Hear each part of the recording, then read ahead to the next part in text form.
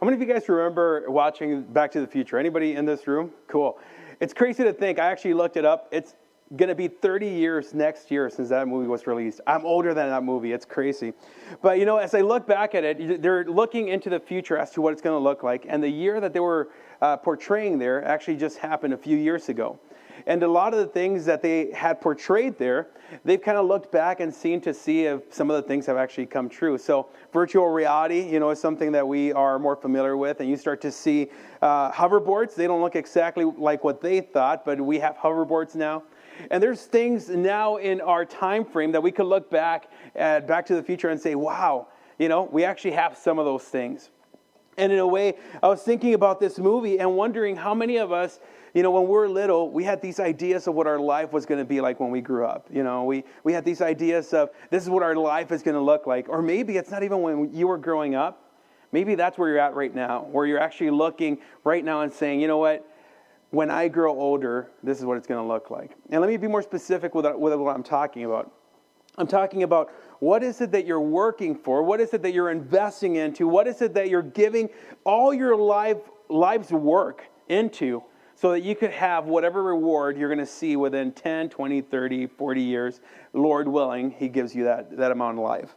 But what is it that you're working towards? What do you think your future is going to look like? And do you think it's going to pan out like Back to the Future? Pretty close. I kind of hit the mark. It's close enough, and I'm happy with that.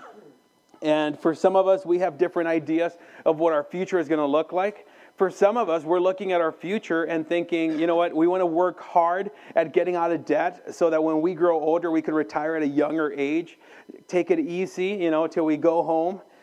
And then for others, there's the lifestyle that you're just saying, you know what, I want to live in this moment. I want to just spend the money that I'm given, invest into my family, be with my family, and just do that.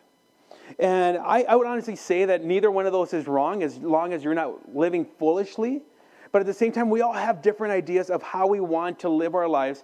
And some of it will be contingent on how we will live our future. For example, once again, if you decide I want to spend my resources right now investing into the moment, then the reality of it is you're going to have to keep on working until the day that you die because you're constantly investing into the moment. And if you are the person that's saying, you know what, no, I want to pay debt off right now so I could take it easy, then you're going to see something different in your future. And for all of us, we have something different in our mind of what the future is going to look like. And the question that's going to boil down to you is, are you chasing something in the future or are you chasing something in the moment? Because we're all chasing after something. We're all investing into a moment in the future or a moment in our present. And I wonder how many of us that are investing into either will get to that moment and then you'll be like, man, I was really hoping to have that hoverboard like Back to the Future. One that doesn't have wheels, it just floats.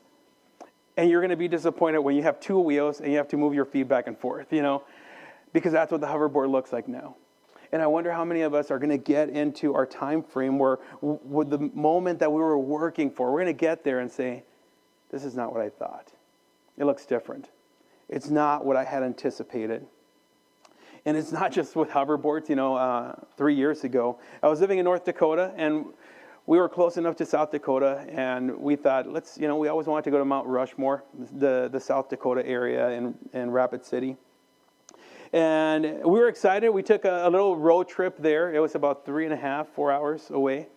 And my family and I went down to see Mount Rushmore, but we had also been told you have to go and check out Crazy Horse.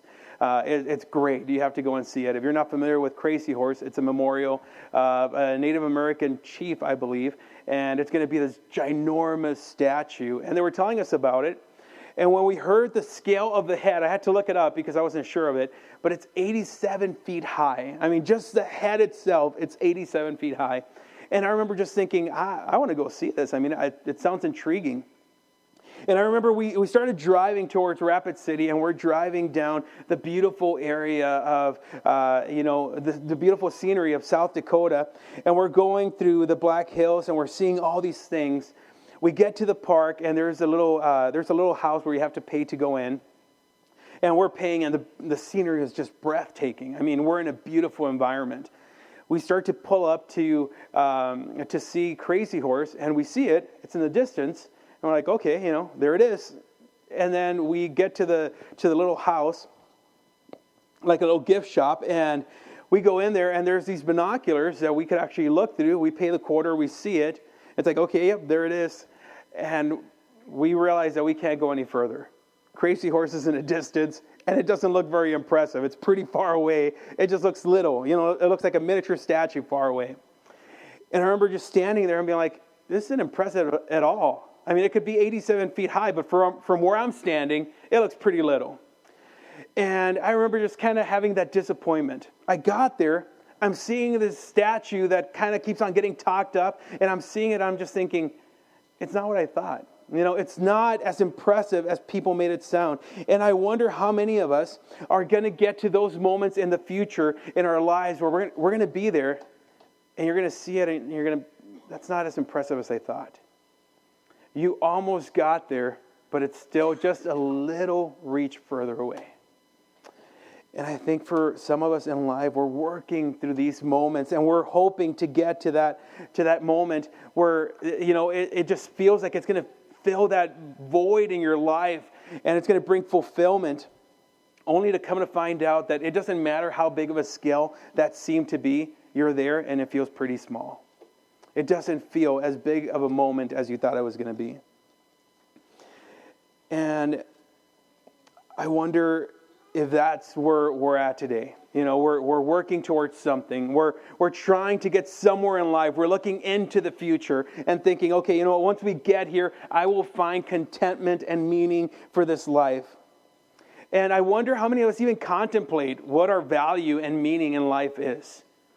How many of us really understand what we're working for is what's going to really label our value, our meaning, or our existence. And I'm not talking about the whole conversation of we're here by accident. You know what? I could have that conversation later. What I'm talking about is how many of us actually just stop in our tracks and think about, why am I here? Why do we exist? I mean, because if we're honest, look at this life and look at the pain that it brings us. Look at the reality that we have to work every single day. Look at the reality of life. And to be honest, sometimes you almost lack meaning. It feels like, what's the purpose? What's the purpose of this life? Now, don't get me wrong. I could find purpose in many things. I see my kids, and I find fulfillment and purpose in that. That drives me. But at the same time, I want you to just think about, not if you're here accidentally. Ask yourself the question of why I'm here. Because the fact of the matter is, you're here. You're here living today. And what is your purpose in living? You have to ask yourself that question. And at times, we think we get more distracted by what we're chasing after at the moment than what gives us meaning.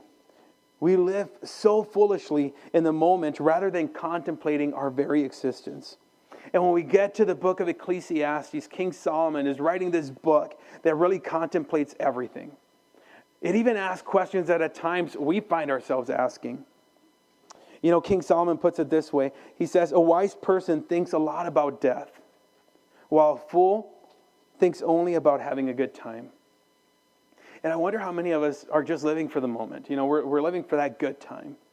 We're living for the next fulfillment, that next moment that we're going to get together with our friends and we're just going to feel this high, only to live the next day and feel low. How many of us actually live wise, considering that we're mortal beings that are going to die one day? How many of us contemplate our very existence instead of chasing? Sometimes we're just going after. We're just going after the next best thing. And we have to understand that there's great truth in the book of Ecclesiastes, and King Solomon writes this: the day that you die is better than the day that you are born. Do you wonder why that's there? The day that you die is better than the day that you are born. If you have troubles, I think most of us think the day that I die is going to be better than right now. But it's not only that. The reality is that when we are born into this broken society that sometimes causes us pain. But then when we die, we're awakened into an eternal reality, into something that just hits us and we're like, that was my purpose on earth. That's the reason that I existed on earth. And for those that are in Jesus, the moment that we die, we enter into glory. For those that are not in Jesus, you enter into a life of condemnation, a life apart from God. And I want you to understand that as we read that verse, I think one of the truths that we have to gravitate to is that the moment that you are born identifies you, but the moment that you die defines you. See, the moment that you're born, you're given a name, but the moment that you die, your whole summary of your life, it brings meaning by everything that you did. You know, everything that you did would define who you were. But the moment that you're born only identifies you. What we do, how we live, what we go after ultimately identifies what gave our life meaning. And I mean, really just stop and think about the things that you're doing in your life. What gives your life meaning? What gives your life something to just live for and wake up for the next day? Is it money? Is it work? I don't know. I think we all have different things that would just drive us. For some of us in this room, we're just constantly chasing and we never contemplate. And today, I want to challenge you to contemplate your existence. Contemplate why you're here. And understand that this message is not to depress us. It's not to make us feel like, well, that's a bummer of a message. No. It's to bring the reality and the truth of what the Bible is saying and saying, you know what? We are here on earth for a limited time. The best thing you could do is contemplate why you're here and try to do why you were created. Or try to do your purpose. Try to fulfill your purpose. You know, and at times we just don't reflect in that. And King Solomon, you know, a person that was not only rich, he was wise. He was extremely intelligent. God gave him this wisdom, and he begins to look at life as a whole. And he starts to contemplate everything. You know, and ask the questions once again that maybe you and I ask ourselves at times. And as I read this book, I'm just being honest, 12 chapters, Ecclesiastes, from beginning to end, 12 chapters. It's only like 3 pages long in my Bible. And you read it from beginning to end, and I'm not going to lie, you're reading it and you're wondering, why is this book even here? You know, I mean, it just depresses me thinking about, because there's one word that he continues to use over and over again, or a couple of words. Everything is meaningless. Everything is meaningless. And I'm reading that and I'm thinking, why would I want to read this? You know, if anything, it just drains me of life. But the reality of it is the conclusion that he comes up to. He comes into this conclusion of what life is really about. He's talking about the things that we try to find meaning in that leave us empty. And I love this book because at the end of it, it's a conclusion that really matters. Our questions hold very to no weight because it's a reality of why we were created. So as we look into the book of Ecclesiastes, King Solomon is writing, you know, everything, this pursuit of trying to find happiness through things, trying to find meaning. And I want you to understand the lens that he's looking at it through. So Ecclesiastes 1:5, he says, the sun rises and the sun sets, then hurries around and rises again. The wind blows south and then turns north. Around and around it goes, blowing in circles. Rivers run into the sea, but the sea is never full. Then the water returns again to the rivers and flows out again to the sea. Everything is worrisome beyond description. So I want you to gravitate to the mindset that he's looking at. He's saying, you know what, he's looking at nature. He's looking at life, this world, everything that happens, all the cycles. And he's saying, so you look at the seas and they're constantly being filled with water, but they're never content. I mean, it's not like, you know, it gets to the point where it just fills everything. It's always getting water. But yet, it still needs more. And when you put it into the perspective of how he's seeing things, it's look at your life and contemplate, when will enough be enough? You continue to see the water come and it never fills it. It's never full. It's never satisfied. And it's contemplating the existence of human beings. We continue to chase and chase and chase but we're never satisfied. There's always one more thing. There's always the next thing that we could get and hold on to bring us happiness. We're never satisfied. And we almost engage in this cycle where we're getting, and sometimes we're not even putting out. We're just getting, and it's like we're still wanting more. And we're looking for satisfaction and pleasures in what we do and what we get. And we do it over and over again. Insanity, right? Insanity is doing the same thing over and over again, expecting different results. And we're insane. We're people of insanity. We keep on wanting to find happiness, fulfillment, and we're looking for meaning and all these things that leave us empty and craving more. So King Solomon begins in this pursuit of trying to find meaning through all the things that we try to find meaning in, only to reach the sad reality that there is no meaning in life when we try to hold on to the things that we are trying to gravitate and hold on to. So King Solomon says, I said to myself, come on, let's try pleasure. Let's look for the good things in life. But I found that this too was meaningless. So he's beginning this pursuit. Let's try pleasure, right? Let's try to see if when I feel happy, that's going to fulfill every single thing in my life to give me meaning. So he begins this, and it doesn't satisfy him. He's saying, you know what? I found that this is meaningless. So then he starts to elaborate on the things that he tried to find satisfaction in, that we try to find satisfaction in. After much thought, I decided to cheer myself with wine, and while still seeking wisdom, I clutched at foolishness. In this way, I tried to experience the only happiness most people find during their brief life in this world. I also tried to find meaning by building huge homes for myself and planting beautiful vineyards. I made gardens and parks, filling them with all kinds of fruit trees. I built reservoirs to collect the water to irrigate my many flourishing groves. I bought slaves, both men and women, and others were born into my household. I also owned large herds and flocks, more than any of the kings who had lived in Jerusalem before me. I collected great sums of silver and gold, the treasure of many kings and provinces. So when you really put it into perspective, this guy is saying, you know what? I have everything. He says, I hired wonderful singers, both men and women, and had many beautiful concubines, many beautiful wives. He actually had almost 1,000 wives and concubines. I mean, you're talking about a guy that tried to find satisfaction in all the wrong things. I had everything a man could desire. So I became greater than all who had lived in Jerusalem before me. And my wisdom never failed me. Anything that I wanted, I would take. I denied myself no pleasure.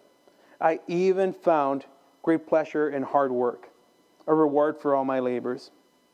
But as I looked at everything I had worked so hard to accomplish, it was so meaningless. Like chasing the wind. There was nothing really worthwhile anywhere. Isn't it depressing? You hear this and it's like, wow, I'm not going to find any fulfillment in life. And he's chasing after these things. And then he goes on to say in Ecclesiastes 2:21, some people work wisely with knowledge and skill, then must leave the fruit of their efforts to someone who hasn't worked for it. This too is meaningless, a great tragedy. Let me put into perspective what he's saying. So he's saying, we go through life, try to acquire. And he actually specifies in the book what he's talking about. He's saying, we work and work only to leave everything to somebody that you have no idea how they're going to spend it, if they're going to spend it wisely or foolishly. You have no idea what's going to happen with anything that you worked for. Everything that you gain here, you're going to lose. And because you lose it, it loses meaning. All the things that you leave behind won't give meaning to your life once you're gone. Yet that's what we keep on chasing after. Everything beautiful that you work for to live, in one day. Think about the house that you're living in. One day, you and I will be gone from this planet. You might leave it to your kids, but at the same time, you have no idea how long that's going to stay there. What are we working for that you're going to leave for somebody else to come and live in? And once again, I'm not saying that any of these things are bad. Please understand, that's not what I'm saying. It's when we try to find meaning in these things. The money that we work so hard for, it doesn't matter how many hours we have to put into it, as long as I'm making more to sustain my crazy living, the good times that I can have. The work that you completed with your hands, as I thought about what he was saying, it's crazy to think that even in this building, as we've been kind of remodeling it and bringing it up to speed, understand that all the work that has gone into it, just fast forward, and eventually it'll have to get remodeled. It'll have to get brought up to date. Somebody else is going to have to maintain it. All the work that we put into this building, all the work that I put into my house, one day will have to be redone. It doesn't matter how much you work at trying to complete something. It is never truly complete. In this life, there's always going to be something, and the job is never truly done. And then he talks about wine, alcohol, and he says, I try to engage in this lifestyle that's probably the most fulfillment that some people ever find in life. And I wonder how many of us are trying to find that happiness in the addictions, in the alcohol, in any kind of addiction that pulls you away from God, and that's what gives you meaning. And maybe it's not even meaning, you're just trying to find some kind of satisfaction, only to go back to that addiction again tomorrow. And maybe you're trying to find meanings in relationships. There's only one relationship that will give you meaning, and that is your relationship with Jesus Christ. But we continue to look for all these things. And if you have your worship programs, number 2 is that accomplishments, homes, money, work, wine, relationship, all the things that he mentioned, none of these things will define the meaning of why you are here. You could try to continue to look into those things and continue to try to find meaning in why you're here, but I'm telling you, none of those things will ever define why you exist here on earth. They will never bring satisfaction to you. True satisfaction. They might bring temporary satisfaction, but not true. Now, let me clarify again that some of those things, they're not wrong. I'm not saying not to invest into some of these things. Relationships, we keep on talking. Invest into your family. Those are the people that you want to, once again, last week, direct your kids in the path that they should go so that when they grow old, they will not depart from it. We want to raise our kids in a godly lifestyle. We want to invest into our marriages. We want to invest into the relationships that we have. But don't ever try to find meaning of why you're here in those things. They might give you purpose, but they're not going to give you the meaning. The meaning that you're here is because you have a God who uniquely created you for the purpose of loving Him and loving those around you. You're not going to find meaning in any of those things. You can find some kind of temporary satisfaction. But at the same time, meaning won't be found in those things. And for some guys in this room, and ladies, maybe you find meaning in work. If you're a workaholic, I like to work. I like to stay busy. And I don't think there's anything wrong with working. I know that there's nothing wrong with working. 2 Thessalonians 3:10 says, those that are unwilling to work should not eat. Work is part of what we have to do. But at the same time, when we are trying to work to try to give ourselves and define ourselves with meaning, it's not going to be there. It's not going to be there. The issue is that we are trying to fill a God-sized hole in us with all the wrong things. Sometimes we're trying to secure our lives here on earth with the things that really don't matter. And we're going after one thing, and then it's the next thing. And then you end up with a little box like this right here that I have. It's just a box with screws, and there's all sorts of screws in here. Some of the packages, I don't think they're even open. But, you end up with a box like this, and it happens because I had a screw that was missing on something, and I just I'm at Walmart or I'm at Menards, I'm wherever, there's screws sold. And I started looking at the screws, and I'm like, well, this one looks like the right one. It looks like the right size. It looks like the same color. It looks like the right, fitting. And I buy it, come home, I try to put it in, and it doesn't go. And I learned after a while that what it is, it's a thread. There's a thread in there. Some of it is coarse, some of it is fine. And there's a certain screw that you need for certain holes. It could look like the right thing, but I'm telling you, you need for it to be the right consistency that will go into that hole. And at times, we have the things that we're chasing after in life that look like the right consistency. It looks like the right things. We're going after it. As soon as I get that bigger home, I'm going to be happy. As soon as I get more money, I'm going to be happy. As soon as I work a little bit more, I'll accomplish what I was created for. You start to look at the accomplishments, those trophies that are collecting dust that have no value. And then you look at it and you end up with a cabinet like this. It's a wrong thing. You just have a cabinet full of things that don't matter and that you might never even use. And we go through life like King Solomon, trying to find meaning, and we're not finding any of it. We start to look at that hole and we're trying to fill it with things that God did not ask us to fill it with. And I want you to understand that as I'm talking about this, there's beauty in the midst of pain. In this life, there's even beauty when we're broken, when we're not completely put together, because that means that God can do something beautiful with it. And there's this emptiness in us, and whatever you're chasing after, I'm telling you, there is only one person that can fill that void that you have in your life. There is only one thing that will fill that void completely. And it is a relationship with Jesus Christ. God has given us this life, and it becomes a pursuit of happiness. I want to finish it with this. You have been given purpose, and you have been given this void, and in that void, God has planted something in us. God has planted something in our lives that I think that's a reason that we continue to struggle with it. We're still looking for it. And King Solomon writes this. He says, "Yet God made everything beautiful for its own time. He has planted eternity in the human heart. But even so, people cannot see the whole scope of God's work from beginning to end." God has planted eternity into a mortal being. There is this sense that this can't be it, because we're not finding meaning in any of the things that I just talked about. And there's eternity placed in our hearts, and there's this desire to know, okay, then why am I here? And if you haven't contemplated that, please contemplate it, because I'm telling you, it is the best thing that you could contemplate. Contemplate your purpose and contemplate your meaning.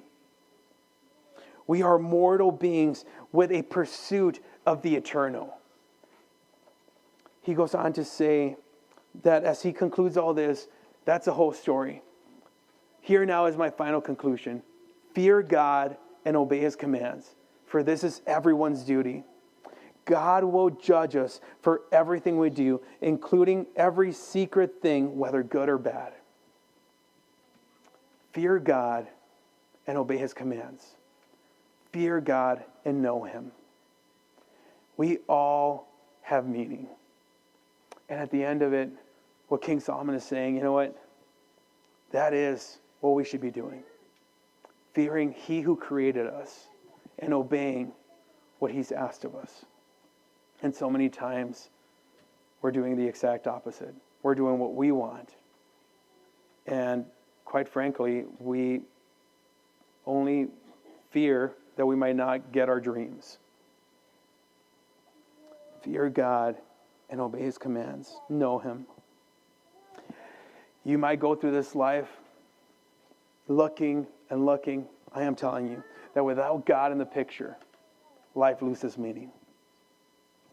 Why are we here? Am I really an accident? Am I really just a bunch of chemicals that randomly came together? Hopefully, it all makes sense. No, you've got meaning.